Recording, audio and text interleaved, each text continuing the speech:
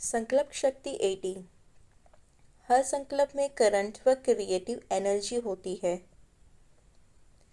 जैसे हम सोचना शुरू करें, करंट प्रवाहित होने लगता है। यह विद्युत शरीर के भिन्न भिन्न अंगों के आपस में घर्षण से उत्पन्न होती है और संकल्पों को आवेशित करती रहती है। संकल्प शक्तिशाली हो और सात्विक हो, इसके लिए ऐसा भोजन ले जो सात्विक हो, सभी तत्व हो। खुद बनाकर खाए या सिर्फ घर का बना हुआ खाओ। अगर फास्ट फूड आदि लेते हो तो विचारों की क्वालिटी निम्न होगी, क्योंकि इससे पर्याप्त विद्युत नहीं मिलेगी। इस नियम को जितना पक्का रखोगे उतना ही श्रेष्ठ मनोदशा बनी रहेगी। संकल्प 4 प्रकार के होते हैं: स्थूल बोल, जीभ का हिलना, मन में सोच और भावना।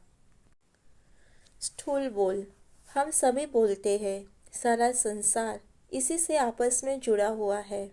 सभी निर्णय, मर्यादा व कानून इन्हीं के आधार पर बने हुए हैं।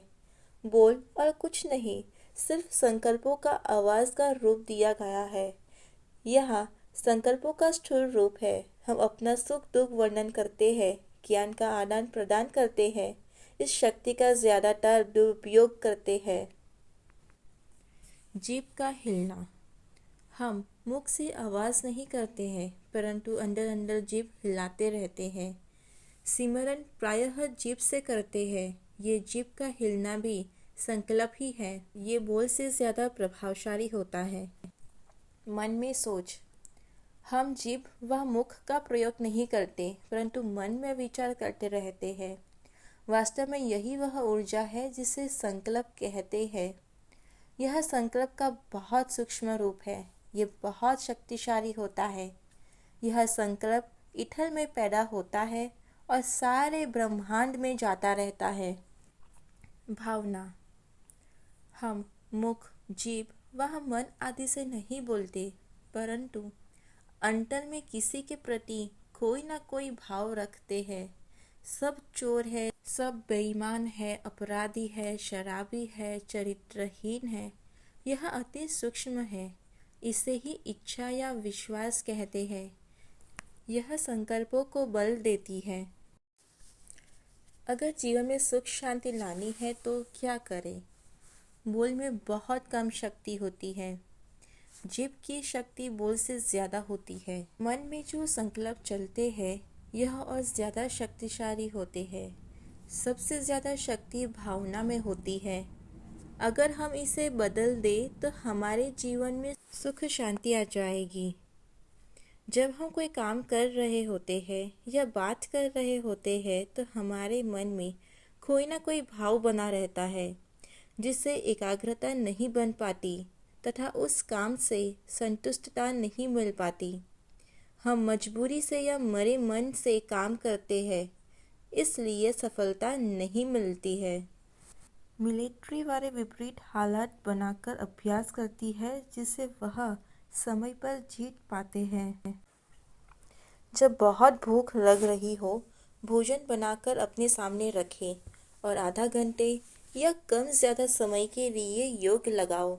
मन तड़पेगा भोजन के लिए, परंतु आप द्वारा निश्चित किए गए समय तक दृढ़ रहना है।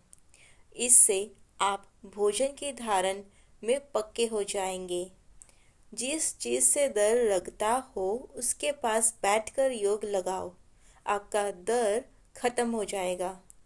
जो भी भावना काम, क्रोध, लोभ, मोह, अहंकार, ईर्ष्या आदि मन में उत्पन्न हो, तुरंत योग लगाए। अगर कोई भूल हो जाए तो पश्चाताप के बजाय तुरंत फैसला करें, आधा घंटा या 1 घंटा योग लगाएंगे। इस बार करते करते विजय आपकी ही होंगी। संकल्प शक्ति 81। संकल्प में एटम बम की शक्ति है। स्थूल अणु विस्फोट से उत्पन्न होने वाली शक्ति की जानकारी संसार को है। संकल्प में भी शक्ति होती है। इसमें अणु से भी अधिक शक्ति होती है। इसका विस्फोट कैसे हो यह खोज का विषय है। संकल्प दो फ्रूट है। जब हम कोई संकल्प करते हैं तो दो फ्रूट बनते हैं। एक तो ध्वनि फ्रूट है और दूसरों को भाव फ्रूट कहते हैं। ध्वनि फ्रूट अर्थात जब हम किसी संकल्प को मन में रिपीट करना शुरू करते हैं तो इससे ध्वनि की तरंगें बनती है। कुछ समय बाद ये तरंगें फ्रूट का रूप ले लेती है और घूमना शुरू कर देती है। जितना ज़्यादा एक ही संकल्प सोचते हैं यह चक्कर शक्तिशाली बनता जाता है। लगातार की गति एक गोलाई में घूमने लगती है जिससे शक्ति बनने लगती है। जैसे एक बार लट्टू को घुमा देने से बहुत देर तक घूमता रहता है।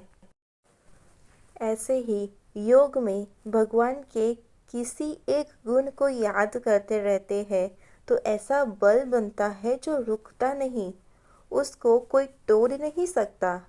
ये संकल्प किले का काम करता है। जहाँ हम रहते हैं हमारे साथ रहने वाले भी विकारों से प्रभावित नहीं होते। अगर इसको और दृढ़ कर ले तो महात्मा बुद्ध की तरह जहाँ हम ठहरेंगे उसके 20 किलोमीटर के क्षेत्र में अपराधी लोग भी अपराध नहीं करेंगे। अगर सेंटर पर रहते हैं तो हमारे संकल्प किले का काम करेंगे। सभी भाई बहनों की संकल्प शक्ति मजबूत रहेगी।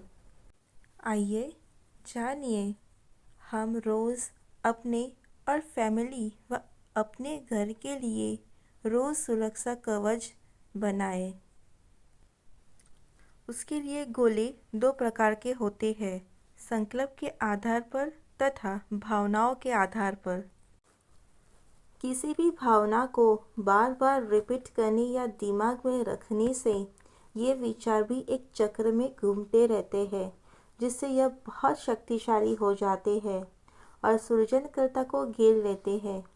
ये व्यक्तित्व को पकड़कर और जकड़ कर लेती है और उसे अपने में ढाल लेती है। अर्थात भावना के अनुसार उसका व्यक्तित्व अच्छा व बुरा बना जाता है। अगर आप शक करते हैं तो शक का स्वरूप बन जाएंगे और अगर आप समझते हैं लोग दयालु हैं तो आप दया का स्वरूप बन जाएंगे। इसी प्रकार साधारण व नेगेटिव संकल्प भी जब चक्र का रूप धारण कर लेते हैं तो वह बहुत शक्तिशाली बन जाते हैं। इसलिए कहा जाता है कि संकल्पों पर ध्यान रखना बहुत ही ज़रूरी है।